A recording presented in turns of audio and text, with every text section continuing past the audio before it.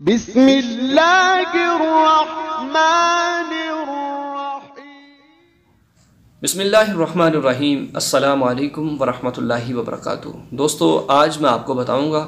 कि अगर हम रास्ते से जा रहे हैं तो रास्ते के ऊपर से हमें कोई चीज़ मिल गई, कोई रकम मिल गई या कोई और कीमती चीज़ वगैरह किसी की गिर गई, वो हमें मिली, तो इसके बारे में क्या हुक्म है, उसका हमें क्या करना चाहिए। तो इसी बारे में आज की वीडियो के अंदर हम आपको बताएंगे। उस जानब जाने से पहले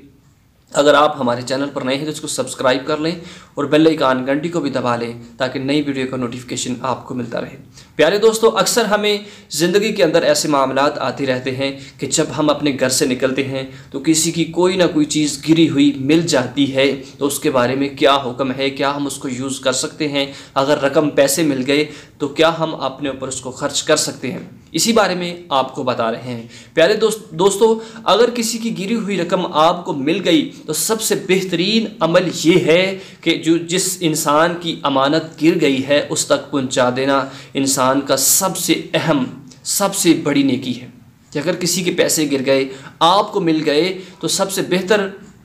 उसका तरीक़ेकार ये है कि आप उस इंसान तक उसकी अमानत को पहुंचा दो कि क़यामत के दिन अल्लाह रब्बुल इज़्ज़त के हुज़ूर इसका बहुत सारा आपके लिए इनाम होगा। प्यारे दोस्तों, अगर आप चाहते हैं कि कोई इसका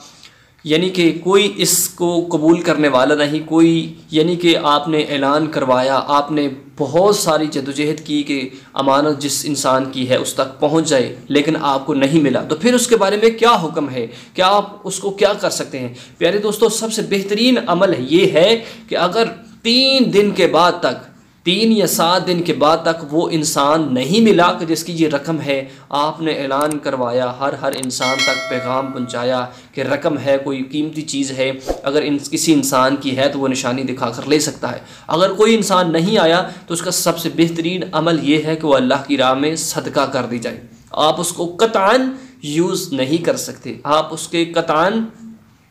आपके हिस्से में नहीं आ सकती, किसी हाल में भी वो नहीं आ सकती। उसका बेहतरीन तरीक़ेकार ये है कि अल्लाह की राह में सदका कर दी जाए या किसी मस्जिद वगैरह में या किसी मसाकीन फ़ुक़रा को दे दी जाए ताकि उसका अजर आपको भी मिले और जिस इंसान की गिरी है उसको भी क़यामत तक उसका अजर व सवाब मिलता रहे। सबसे बेहतरीन तरीक़ेकार यही है। अगर आप चाहते हैं कि आप यूज़ कर लें, अब उसके बारे में क्या हुक्म है। अगर आप बिल्कुल बहुत मजबूर हो चुके हैं, आपके पास कोई रकम नहीं, खाने पीने के लिए कुछ नहीं, आप उसको यूज़ कर सकते हैं, लेकिन चंद लम्हों के बाद, आप चंद दिनों के बाद जब आपके पास रकम आ जाए तो बेहतर है कि आप उसके इवज़ जितनी आपने यूज़ की, जितना आप अपने ऊपर ख़र्चा किया, उसको अल्लाह की राह में आपको कुर्बान करना होगा, सदका करना होगा, खैरात करनी होगी और उसके साथ साथ आपको तौबा भी करनी होगी, अल्लाह के हुज़ूर दुआ करनी होगी कि या अल्लाह हमें माफ़ कर दे कि मैंने फ़लाँ शख्स की रकम को उसकी इजाज़त के बगैर, यानी कि जिसका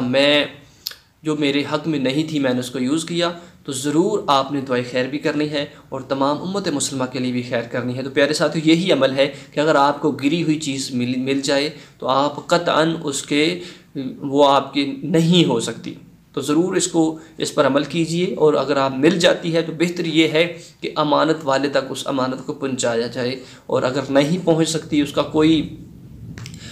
नहीं ले रहा, उसको लेने से इनकार कर रहे हैं, तो अल्लाह की राह में सदका व खैरात कर दी जाए, जो सबसे बेहतरीन अमल है। यही आज यही बातें थी जो आपको मैंने बतानी थी, तो ज़रूर इन पर अमल कीजिएगा। अल्लाह हाफ़िज़।